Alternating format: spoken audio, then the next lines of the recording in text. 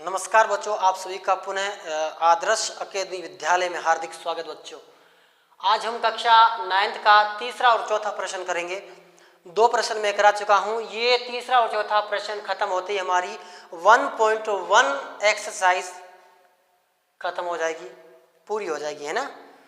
तो देखिए किस प्रकार का प्रश्न है। 3/5 तथा 4/5 के मध्य 5 परिमेय संख्याएं ज्ञात कीजिए। इन दोनों के बीच 5 परिमेय संख्याएं ज्ञात करिए। देखिए कैसे। आंसर यहां से स्टार्ट करते हैं हम। बहुत सरल। 3/5 तथा 4/5।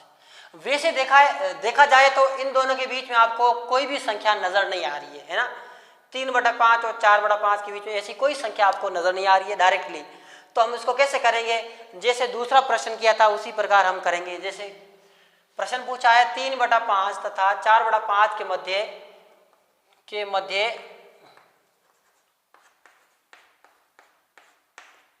5 परिमेय संख्या पूछा है। क्या पूछा बच्चों? 5 परिमेय संख्या।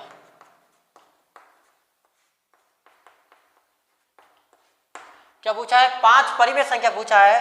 तो आपको 6 से गुणा करना है, जैसे कि दूसरे प्रश्न मैंने आपको बताया था वैसे। या 5 संख्याएं पूछी है परिमेय, तो इनको 6 से गुणा करना है ऊपर नीचे। कैसे? 3/5, तो इसको भी ऊपर नीचे 6 से गुणा करना है। तो 6 तिया क्या आ जाएगा सर? 18 आ जाएगा। और 6 पंजे 37 आ जाएगा, है ना। जैसे कि इसको ऊपर नीचे 6 से गुणा किया, क्योंकि 5 पूछा है तो 6 से गुणा कर दो। आगे एक और प्रश्न, एक और संख्या है 4/5 इंटू, उसको भी ऊपर नीचे 6 से गुणा कर दो। 6 चौक 24 और 6 पंजे 37। अब देखिए 18/30 है वो 3/5 के बराबर है, और 24/30 है वो 4/5 के बराबर है बच्चों। तो देखिए किस प्रकार से हम निकालेंगे इसके बीच में। तो इसकी जगह मैं लिखता हूं 18/30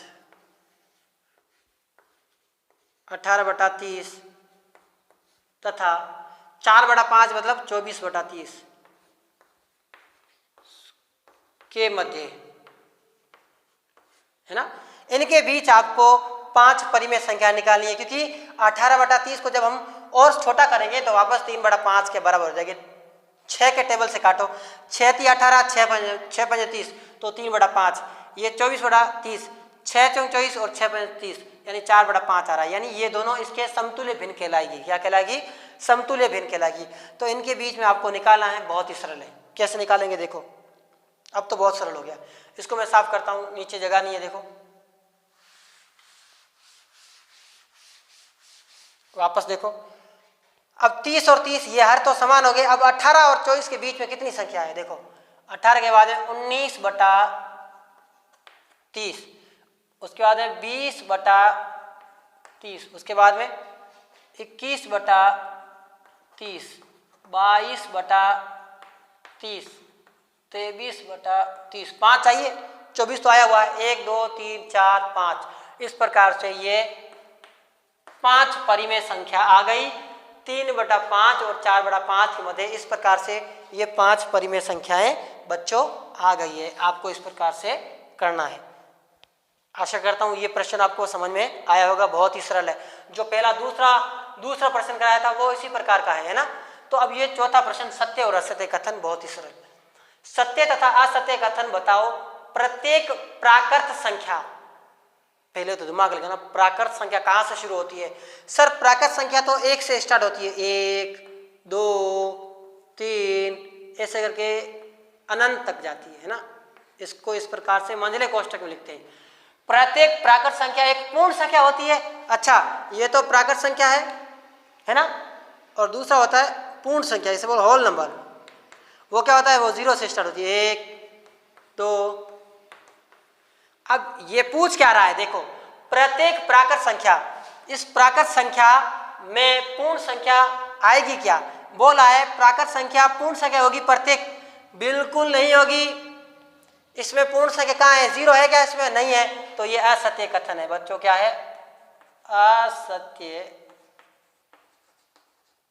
कथन होगा, क्योंकि प्रत्येक प्राकृत संख्या में पूर्ण संख्या नहीं होती है, ये आपको ध्यान रखना है ना। प्रत्येक प्राकृत संख्या पूर्ण नहीं होती है, ये लिख देना पूरा, प्रत्येक प्राकृत संख्या पूर्ण नहीं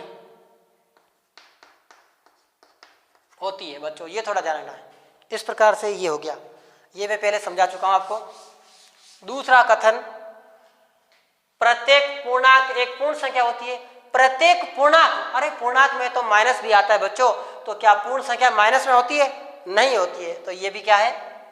असत्य कथन है, असत्य कथन। बच्चों पूछ रहा है प्रत्येक पूर्णांक एक पूर्ण संख्या होती है, बिल्कुल नहीं होती है। पूर्ण संख्या प्रत्येक पूर्णांक नहीं होती, क्योंकि पूर्णांक के अंदर बच्चों माइनस भी आती है और प्लस भी आती है। हालांकि सारे प्लस पूर्ण संख्या होती है, लेकिन सारे माइनस पूर्ण संख्या थोड़ी होती है, तो यह असत्य कथन है। अब अगला है प्रत्येक परिमेय संख्या। परिमेय संख्या जिसे P बटा Q के रूप में लिख सकते हैं, माइनस में भी होगी, प्लस में भी होगी, बटे में भी होगी। प्रत्येक परिमेय संख्या एक पूर्ण संख्या होती है, बिल्कुल गलत, ये भी असत्य कथन है बच्चों। प्रत्येक परिमेय संख्या एक पूर्ण संख्या नहीं होती है।